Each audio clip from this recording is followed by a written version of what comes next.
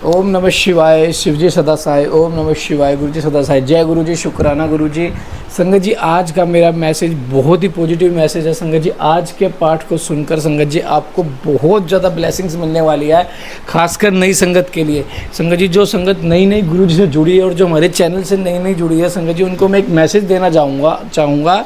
संगत जी, अगर आप जब गुरु जी से जुड़े हो ना, तो आपके जीवन में परिवर्तन होने स्टार्ट हो जाएंगे।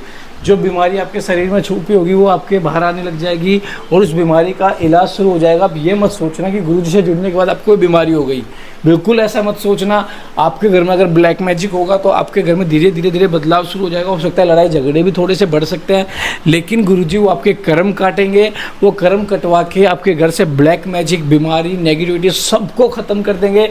बस आप गुरु जी विश्वास बनाए रखना। जब आप देखोगे ना 1-2 साल के बाद, गुरु जी से जुड़े हुए आपको 1-2 साल हो जाएंगे, देखना आपके घर में बरकत, पॉजिटिविटी और ऐसी हवा, ऐसी वाइब आपके घर में राज करेगी जो आपने सोचा भी नहीं होगा। तो आइए संगत जी, गुरु जी के मंत्र जाप से पाठ को शुरू करते हैं। ओम नमः शिवाय, शिव जी सदा सहाय। ओम नमः शिवाय, गुरु जी सदा सहाय। जय गुरु जी, शुक्राना गुरु जी। जय गुरु जी।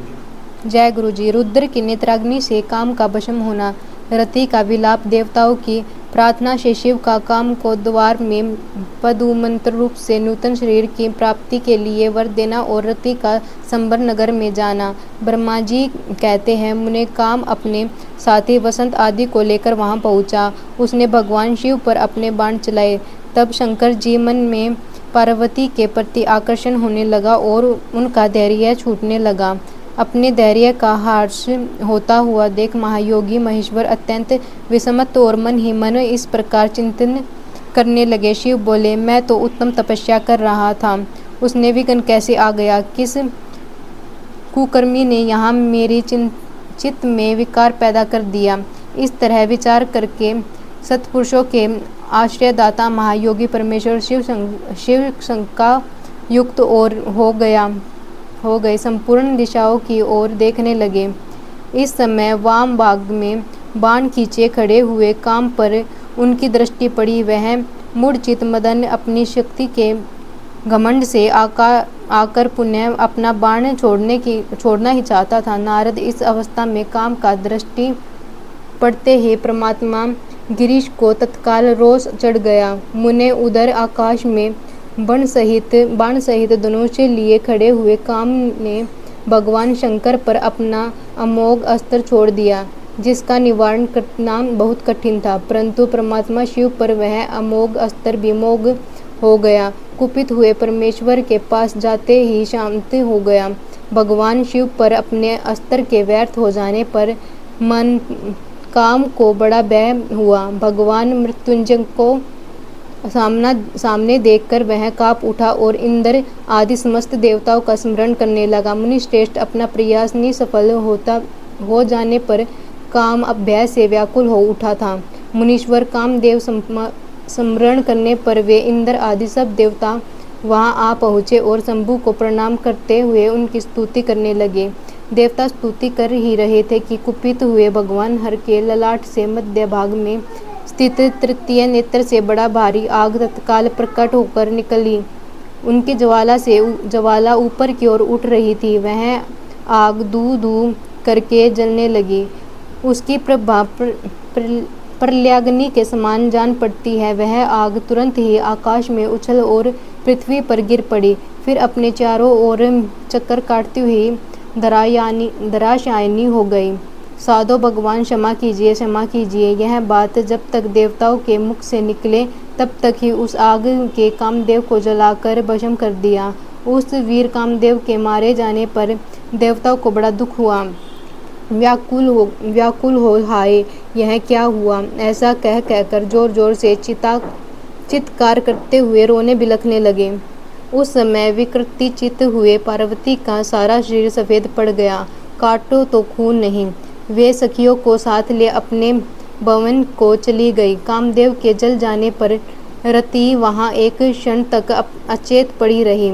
पति के मृत्यु के दुख से वह इस तरह पड़ी थी मानो मर ही गई हो। थोड़ी देर में जब होश हुआ तब अत्यंत व्याकुल हो रति उस समय तरह की बातें कहकर विलाप करने लगी। रति बोली, हाय मैं क्या करूं? कहाँ जाऊं? देवताओं ने यह क्या किया?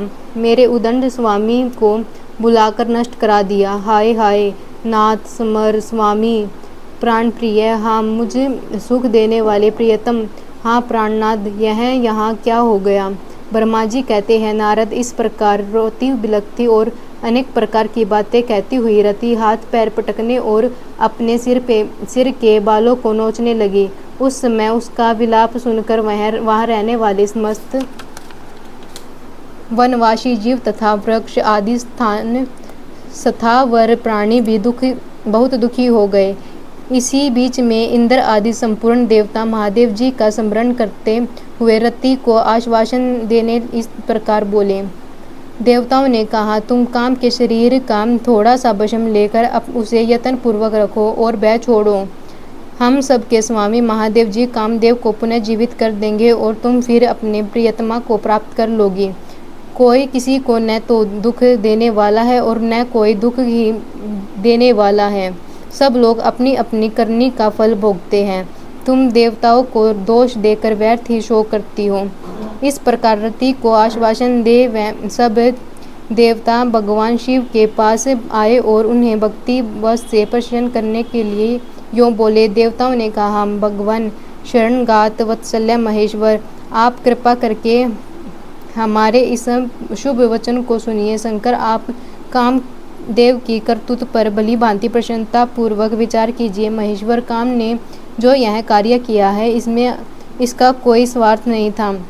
दुष्ट तारकासुर से पीड़ित हुए हम सब देवताओं ने मिलकर उसे यह काम कराया है। नाथ शंकर, इससे आप अन्यथा न समझे। सब कुछ देने वाले देवगिरीश सती साध्वी रति अकेली अति दुखी होकर विलाप कर रही है।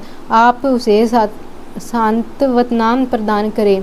शंकर, यह यदि इस क्रोध से द्वारा आपने कामदेव को मार डाला तो हम यही समझेंगे कि आप देवताओं सहित समस्त प्राणियों का भी अभिसंहार कर डालना चाहते हैं। रति का दुख देखकर देवता नष्ट प्राय हो रहे थे, इसीलिए आपको रति का शोक दूर कर देना चाहिए। ब्रह्मा जी कहते हैं, नारद, संपूर्ण देवताओं का यह वचन सुनकर भगवान शिव प्रसन्न हो उनसे इस प्रकार बोले। शिव ने कहा, देवताओं और ऋषियों, तुम सब आदर पूर्वक मेरी बात सुनो। मेरे क्रोध से जो कुछ हो गया है वह तो अन्यथा नहीं हो सकता। तथापि रति का शक्तिशाली पति कामदेव तभी तक अनंग रहेगा जब तक रुक्मणी पति श्री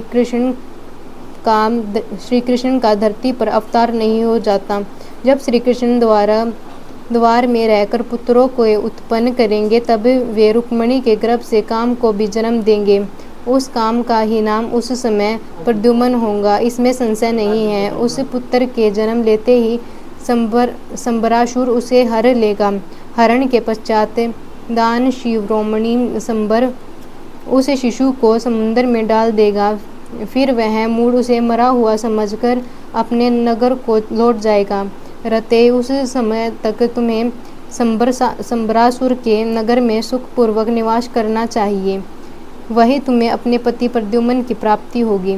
वहाँ तुमसे मिलकर काम युद्ध में संबरासुर वध करेगा और सुखी होगा।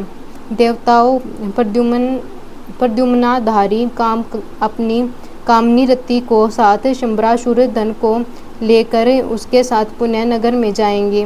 मेरा यह कथन सर्वथा सत्य है। ब्रह्मा जी कहते हैं, नारद, भगवान शिव की यह बात सुनकर देवताओं के चित्त में कुछ उल्लास हुआ और वे उन्हें प्रणाम करके दोनों हाथ जोड़कर विनती भाव से बोले। देवताओं ने कहा, देव महादेव, करुणा सागर प्रभु, आप काम को शीघ्र जीवन दान दे तथा रति के प्राणों की रक्षा करें। देवताओं की यह बात सुनकर सबके स्वामी करुणा सागर परमेश्वर शिव पुनः प्रसन्न होकर बोले, देवताओं, मैं बहुत प्रसन्न हूँ। मैं काम को सबके हृदय में जीवित कर दूंगा। वह सदा मेरे गण होकर विहार करेंगे।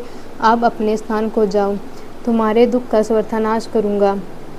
ऐसा कहकर रुद्रदेव उस समय स्तुति करने लगे। देवताओं के देखते देखते अंतर्ध्यान हो गए। देवताओं का विस्मय दूर हो गया और वे सब प्रसन्न हो गए। मुने तदंतर रुद्र की बात पर भरोसा करके स्थिर रहने वाले देवता रति को उनका कथन सुनाकर आश्वासन दे अपने अपने स्थान को चले गए। मुनीश्वर कामपत्नी रीति शिव के बताए हुए शंबरा नगर को चली गई तथा रुद्रदेव ने जो समय बताया था उसकी प्रतीक्षा करने लगी।